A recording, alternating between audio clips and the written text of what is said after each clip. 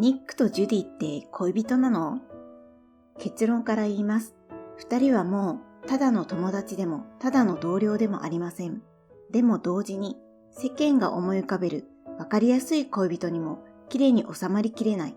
だからこそあの関係は私たちの心に深く刺さります。こんにちは、精神科医のドクターリエです。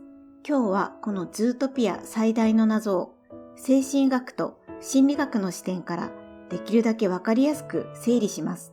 見終わる頃には二人の関係だけじゃなく、あなたの大切な人間関係を見る目も少し変わっているはずです。ちなみにこれは診断の動画ではありません。キャラクターにラベルを貼るためではなく、関係性の仕組みを理解するために話します。今日のポイントは3つだけ。1、恋人って何？を心理学で整理。2、ニックが鎧を脱げた理由。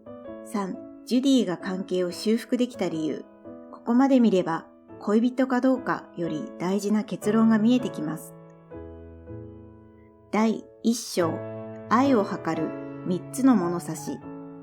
私たちはつい、キスしたか、告白したかで恋人かどうかを決めたくなります。でも、心理学では、関係の深さをもっと多層的に見ます。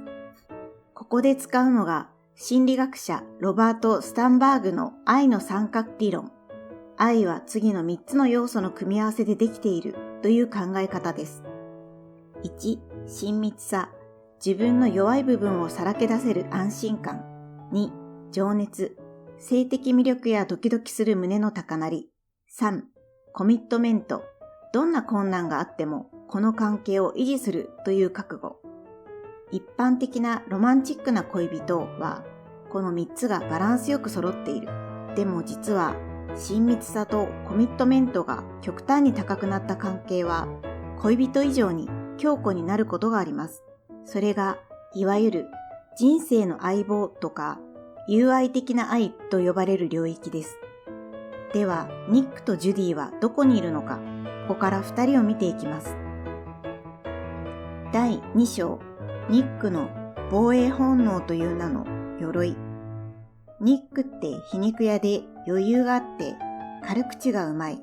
でも精神科医の目で見ると、あれは性格というより鎧です。彼は子供の頃、狐だからという理由で傷ついた。その体験から心にこう刻みます。期待すると痛い。本音を見せたら拒絶される。だから先に冷める。先に笑う。先にふざける。これが防衛です。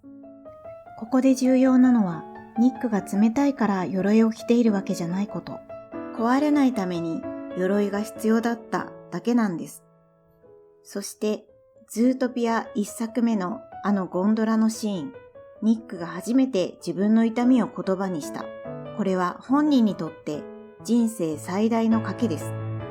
彼が鎧を脱げたのは、ジュディが安全基地になったから。安全基地というのは、ここに戻れば大丈夫と思える心の拠り所。この人の前なら情けない自分を見せても世界が終わらないかもしれない。そう思えた瞬間、ニックの親密さが一気に跳ね上がります。第3章、ジュディの正しさという名の刃。対するジュディは理想と正義感がとても強い人です。世界をより良くしたいという願いは強み。でも実は正しさが強い人ほど無意識に相手を追い詰める刃を振り回してしまうことがあります。象徴的なのがズートピア1作目の狐よけスプレー。口では多様性を語りながら腰にはスプレーを忍ばせている。この矛盾が彼女の中の無意識の恐怖や偏見を示しています。そしてその正しさの不用意な発言がニックを深く傷つける場面につながる。ただ、ジュディが本当にすごいのはその後です。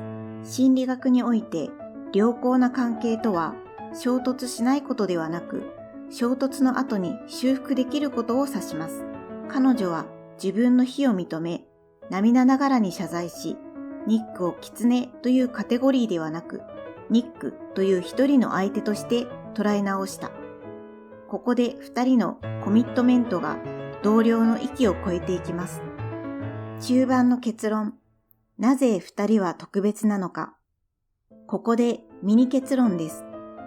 ニックとジュディが恋人以上に恋人らしく見えるのは、二人が単に気が合うからじゃない。互いの人生の中で回復のための不可欠なピースになっているからです。恋愛の醍醐味がドキドキだとしたら、パートナーシップの醍醐味は、この人の前では壊れても大丈夫という安心感。この安心感は恋人でも友人でもそう簡単には手に入りません。そしてこの後が一番面白いです。なぜ恋人と断言できないのにこんなに深く見えるのか、そこを整理します。第4章、恋人と言い切れない美しき境界線。それでも恋人と断定することに迷いを感じる人が多い。その理由は、二人の関係の中心がロマンスの熱よりも共同体としての深い信頼だからだと思います。見つめ合うよりも同じ方向を見る。甘い言葉よりも背中を預けて修羅場をくぐる。一時の感情より相棒としてのルールや修復を優先する。これ、ある意味で恋愛の最終形にも近い。もし二人が恋人になっても、この絆の価値は揺れない。もし恋人にならなくても、この絆の価値は揺れない。心理学的に言うなら、二人は互いの自己拡張を助け合う関係です。ジュディによってニックの世界が広がり、ニックによってジュディの理想は地に足がつく。だから私は恋人かどうかより、人生の相棒、ライフパートナーという言葉がしっくりきます。最後に皆さんへ質問です。あなたは二人の未来をどう見守りたいですか？ 1. 王道の恋人として幸せになってほしい。2. 名前のつかない友情を超えた最高の相棒でいてほしい。3. 全く新しい第3の関係を見せてほしい。コメントで一言教えてください。全部読ませていただきます。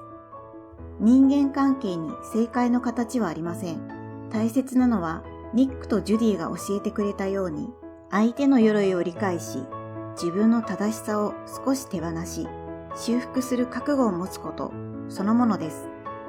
この動画があなたの大切な人との関係を少しでも楽にするヒントになれば嬉しいです。面白かった。心が少し軽くなったと感じたら、高評価とチャンネル登録で応援してください。それではまた次回、あなたの心への処方箋をお届けします。